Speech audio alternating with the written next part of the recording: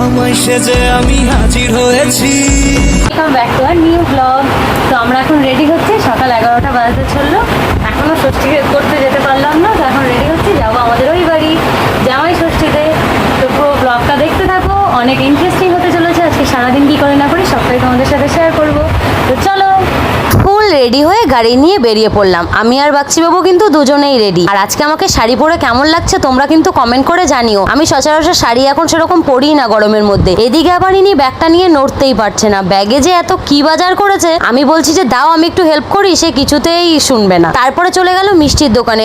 এত ভিড় মিষ্টির দোকানে, মিষ্টি তো সবই প্রায় শেষ, তবুও মানুষের ভিড় কমছে না। তো সোজা মিষ্টির দোকান থেকে ভিড় কাটিয়ে মিষ্টি নিয়ে আমরা এরপরে যাব আমাদের বাড়িতে। প্রত্যেক বছর এই ষষ্ঠীর দিন যেহেতু আমরা এদের একটু লেট হয়, তাই মিষ্টি অর্ধেক শেষই হয়ে যায়। এরপর চলে এলাম আমাদের বাড়িতে। এসে রোদের মধ্যে দাঁড়াতে না দাঁড়াতেই দেখি মা আর বোন হাজার রকমের রান্না করতে ব্যস্ত। প্রত্যেক বছর আমরা ভাবি যে একটু তাড়াতাড়ি আসবো, তা না, আমাদের আস্তে আস্তে সেই লেটই হয়ে যায়। লেট বলতে প্রায় 11টা সাড়ে 11টা বেজে যায়। এদিকে বাবা বোনরা ফোন করতে করতে হয়রানি। তো চলে এলাম, এসে ব্যাগটা এখনো নিজের হাত থেকে নামাচ্ছে না, আমাকেও দেবে না। তো এদিকে আমরা দুজন একটু পোজ দিয়ে একদম সুন্দর দুজনে একদম রেডি হয়ে এসেছি, সেটা সবাইকে বুঝিয়ে চলে গেলাম সোজা ঘরে। গিয়ে দেখি বাবা কাজ থেকে এসে একটু রেস্ট নিচ্ছে, বললো যে এত লেট। তো আমি বললাম যে হ্যাঁ লেট, ট্রেন ফেল করলাম। তো বাইরে গিয়ে দেখি বোন আর মা এত রোদের মধ্যেও বেশ অনেক রকমের কিছু রান্না করছে, যেটা বললাম। আর এদিকে ছোট বোন স্যালাড কাটছে। স্যালাড কাটাতে দেখে ভীষণ ভালো লাগলো। তারপরে তো মা খাবার দাবার সাজিয়ে ফেলেছে,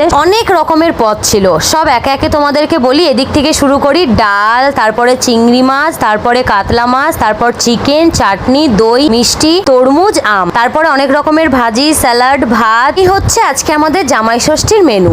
অনেক রকমের কিন্তু রান্না করেছিল, আর প্রত্যেকটা রান্না কিন্তু ডেলিশিয়াস হয়েছিল, দারুণ খেতে হয়েছিল। আর এমনিও আমার মা ভীষণ ভালো রান্না করে। তো আমি তারপরে জামাই আদর করে খেতে দিলাম। আমরা দুজনে একই থালায় খেলাম।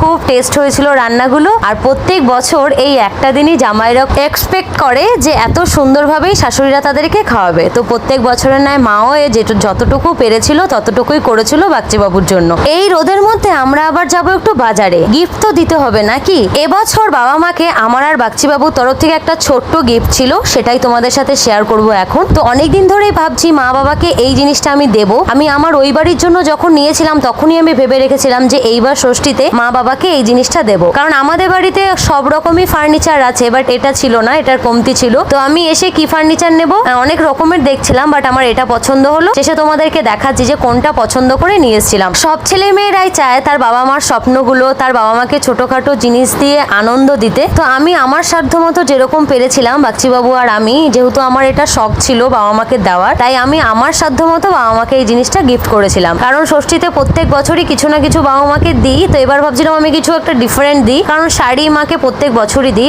প্রত্যেক ওকেশনে। আমি এবার শাড়ি দিতেই চাইনি, তো এই জিনিসটা আমি দিলাম। আর গোডাউনের মধ্যে সত্যি কথা বলতে অনেক কেমিক্যাল দিয়ে রাখে এই জিনিসগুলোতে, এত চোখ জ্বলছিল। তো এই গোডাউনের ভেতরে বেশি ভিডিও করতে পারেনি। তো টাকা পয়সা পেমেন্ট করে আমরা জিনিসটা নিয়ে এরপরে বাড়ি যাব। তো বাড়িতে গিয়েই তোমাদেরকে দেখাবো যে কোন জিনিসটা আমি বাবা মার জন্য নিয়ে এলাম। তো এদিকে টাকা পয়সা দেওয়া হয়ে গেল, আমাদের বিল পেমেন্ট করা হয়ে গেল। আর হ্যাঁ, বাবা মার তরফ থেকেও কিন্তু আমাদের জন্য গিফট ছিল। তো বাবা মা এবার ষষ্ঠীতে আমাদেরকে কি দিল সেটা তো তোমাদেরকে পরে জানাবোই, ওটা সাসপেন্স থাকুক, সারপ্রাইজ থাকুক। আমি তোমাদেরকে পরের ব্লগে জানাবো যে বাবা মা আমাদেরকে কি দিল। তো এই যে এই গিফটটা হচ্ছে বাবা মাকে আমি এবছর দিলাম। তো এই ছোট্ট গিফটটা আমার মা বাবার জন্য। গিফটটা কেমন হলো তোমরা জানিও। আর আমাকে বাবা মা কি দিচ্ছে সেটা তো তোমাদের পরের ভিডিওতে আমি জানাবো, পরের ব্লগে আসছে সেটা। তো এই যে গিফটটা তোমরা দেখে নাও, আপাতত বারান্দাতেই রেখেছি, পরে আবার জায়গা বার করে ঠিক জায়গায় রাখা হবে। এই পর্যন্তই আমাদের ষষ্ঠীর পর্ব শেষ হলো। ভিডিওটা কেমন হলো জানিও। দেখা হচ্ছে খুব শীঘ্রই পরের কোনো ভিডিওতে। সবাই ভালো থেকো, সুস্থ থেকো। আর হ্যাঁ, লাইক কমেন্ট শেয়ার করতে কিন্তু ভুলো না।